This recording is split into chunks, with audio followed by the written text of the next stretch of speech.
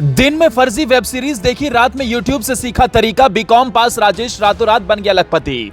ना नौकरी ना बिजनेस, बिहार से आकर इंदौर में बसा और फिर शुरू किया ऐसा खेल जिसने पूरे देश को हिला दिया। एमपी से महाराष्ट्र, इंदौर से उज्जैन, हर जगह चलने लगा सिक्का। जल्द अमीर बनने की ऐसी सनक जिसने बना दिया महाठग। फर्जी मृत्यु प्रमाण पत्र, नकली पहचान। कौन है इंदौर का राजेश जो सौरभ चंद्राकर से भी बड़ा ठग बनने की राह पर निकल पड़ा था? आपने महाठग सौरभ चंद्राकर का नाम सुना होगा, जो कभी एक जूस की दुकान पर काम करता था, लेकिन देखते ही देखते वो हजारों करोड़ का मालिक हो गया। वो अपनी आलिशान शादी में रणवीर को बुलाता है, सनी लियोनी को नचाता है, नेहा कक्कड़ विशाल ददलानी से गाना गवाता है और कपिल शर्मा जैसे कॉमेडियन से कॉमेडी कराता है। मेहमानों को स्पेशल जेट से दुबई बुलाता है, दुनिया के सबसे महंगे होटलों में ठहराता है।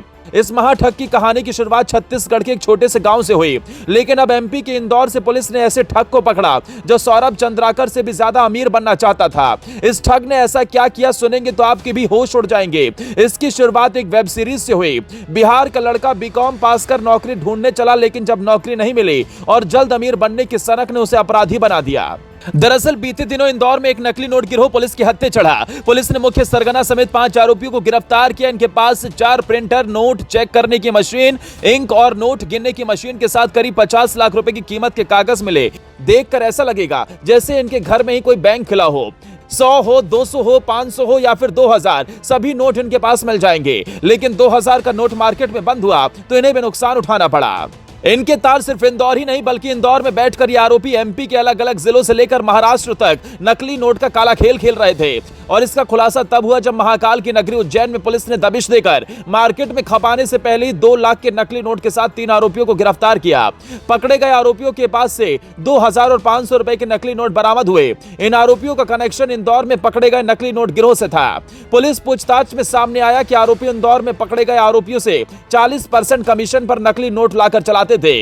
यानी बाजार में धड़ल्ले से ये आरोपी नकली नोट खपा रहे थे और किसी को कानो कान खबर तक नहीं थी। आरोपी राजेश ने फर्जी वेब सीरीज देखी और इसके बाद उसके दिमाग में नकली नोट छापने का आइडिया आया। इसके बाद आरोपी ने यूट्यूब से नोट छापने का तरीका भी सीखा और साथ ही फर्जी मृत्यु प्रमाण पत्र भी बनाया। आरोपी का असली नाम राजेश है, लेकिन उसने कई सालों पहले ही राजेश को मृत घोषित करवा दिया और फिर खुद नकली पहचान अशोक चौहान के नाम से इंदौर में रह रहा था। सब्जी मंडी, चोर बाजार, हाट बाजार, पेट्रोल पंप और ऐसे स्थानों को ये चुनते थे जहां कैश का इस्तेमाल ज्यादा होता है। आरोपी ने इंटरनेट से नकली नोट तैयार करना सीखा। पहले स्टाम्प पेपर से नकली नोट छापता था, फिर शादियों के कार्ड वाले पेपर पर नोट छापना शुरू किया। नोट इतनी बारीकी से बनाता था कि गड्डियों में चलाने पर कुछ नोट मशीन भी नहीं पकड़ पाते थे। इनका ऐसा दिमाग चला कि रातों रात अमीर बनने का ये ख्वाब देखने लगे और ये सपने सच होते हुए भी राजेश के नजर आ रहे थे। लेकिन तभी पुलिस की नजर पड़ी और इस पूरे गैंग का खुलासा हो गया।